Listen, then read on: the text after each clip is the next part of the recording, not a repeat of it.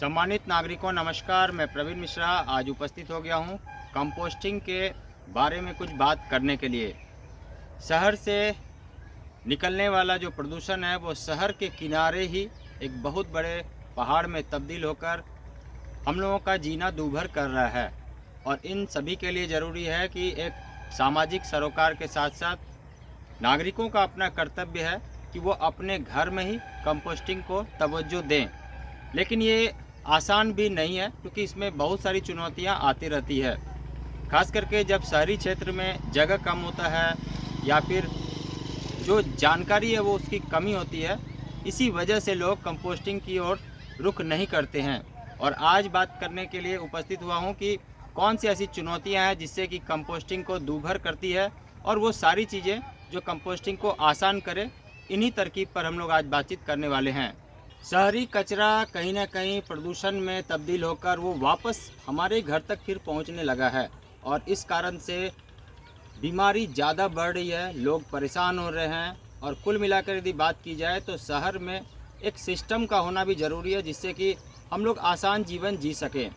प्रकृति के सानिध्य में आकर यदि हम लोग ये सारी चीज़ों को करेंगे तो बहुत ही आसान हो जाएगा। जहाँ एक और हम लोग कंपोस्ट तो बना लेंगे, वहीं दूसरी ओर अपनी बगिया को भी हम लोग सजाकर एक अच्छा वातावरण देने का प्रयास करेंगे। और इसी वातावरण के लिए हम लोग बात करने के लिए आज फिर उपस्थित हुए हैं। कंपोस्टिंग के बारे में बहुत सारे विधियां हैं, बहुत सारी तरकीब है जिस पर लोग काम कर रहे हैं, लेकिन हम लोगों ने जो काम किया उसी के बारे में आज बातचीत करने के लिए उपस्थित हुए हैं। और इनमें से है कि आपके घर में जो कुछ भी ऑर्गेनिक मैटर है, खास करके यदि किचन वेस्ट का है, फल और सब्जियों के छिलके, और यहाँ तक कि यदि आपके पास फूलों का भी कुछ टुकड़ा बचता है तो आप इन सभी को सड़क पर जाने से रोकें और अपने घर में बहुत ही उत्तम किस्म का खाद बना सकते हैं। खाद के अलावा भी और भी बहुत सारा विकल्प है, लेकिन आज बात चलेगी कि कैसे हम लोग खाद बनाएंगे और कंपोस्टिंग के क्या क्या हम लोगों के लिए सुविधाजनक आयाम हो सकते हैं।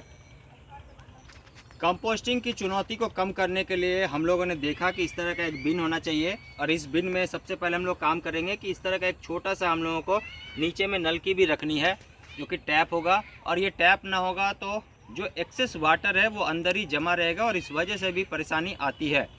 इसके अलावा जब हम लोग बात करते हैं कि कंपोस्टिंग के लिए, तो यहाँ हमने सुराख करा हुआ है और ऐसा ही ज़रूरी है क्योंकि ये एरोबिक सिस्टम से बनेगा। और यदि ये सुराख ना हो तो अंदर में कीड़ों का घमासान मचेगा। ज़्यादा गर्मी होने की वजह से कीड़े वहाँ से बाहर की ओर भागना शुरू करेंगे और फिर माहौल भी बहुत ही ख़राब हो जाएगा, जिससे कि कंपोस्टिंग की जो चुनौतियाँ वो दिखने लगेगी साक्षात। अब हम लोग बात करते हैं कि इनको कैसे कम किया जाए। तो इस चरण में यदि सबसे पहले बात की जाए तो ज़्यादातर शहरी क्षेत्र में जो प्रैक्टिस होती है वो ये है कि घर से निकलने वाले कचरे में से जो ग्रीन पील ऑफ है, खास करके फल और सब्जियों के छिलके हैं, उनके टुकड़े बड़े बड़े करके हम लोग कंपोस्ट बिन में डाल देते हैं। और यहीं से चुनौती ज़्यादा शुरू हो जाती है। खास करके अभी गर्मियों का समय है या गर्मी के बाद भी बारिश है या सर्दियों में भी, यदि आप अपने फल और सब्जियों के छिलकों को छोटे छोटे टुकड़ों में कन्वर्ट कर लेंगे, छोटे छोटे टुकड़ों में बदल कर कंपोस्ट बिन में डालेंगे तो आपकी कंपोस्टिंग अच्छी चलेगी। लोग क्या करते हैं कि बड़े बड़े होते हैं और ये बड़े टुकड़े न सिर्फ इतने बड़े होते हैं बल्कि और भी ज़्यादा बड़े बड़े होते हैं और इस वजह से कंपोस्टिंग में चैलेंज हो जाता है। और ये भी एक कारण है।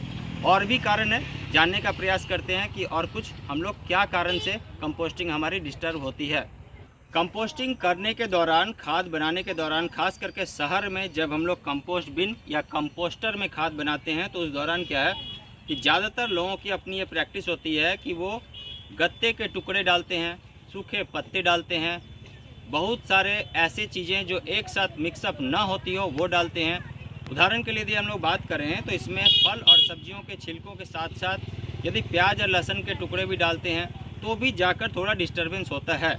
हालांकि यदि हम बात करें कि हमारी ये जो कंपोस्टिंग है ये कुछ भी डालेंगे तो कंपोस्टिंग तो होगी, पर यदि नॉर्मल और घर के नुस्खे में यदि कंपोस्टिंग आसान तरकीब से 60 से 70 दिन में हो रही है, वहीं यदि आप ये सारी कुछ चीज़ें डालेंगे तो आपकी कंपोस्टिंग डिस्टर्ब होकर और ये लंबा टाइम लगेगा, यहाँ तक कि ये 400, 500, 600 दिन भी लग सकता है और इसके अंदर ही घमासान मचा रहेगा और आप निराश भी होंगे। इन सभी तरकीब को कम करने के लिए जो विधि है उस पर हम लोग अब बातचीत करने जा रहे हैं, आप ध्यान से देखिए। कंपोस्टिंग के दौरान इस तरह से जो हम लोगों ने बिन लिया है, इस बिन में आप देखेंगे कि यहाँ ज़्यादा कोई घमासान नहीं बचा है। और इसका सबसे बड़ा जो कारण है वो ये है कि सबसे नीचे लेयर में एक लेयर कोकोपीट रखते हैं। इसके बाद किचन वेस्ट का हम लोग पील ऑफ डालना शुरू कर देते हैं।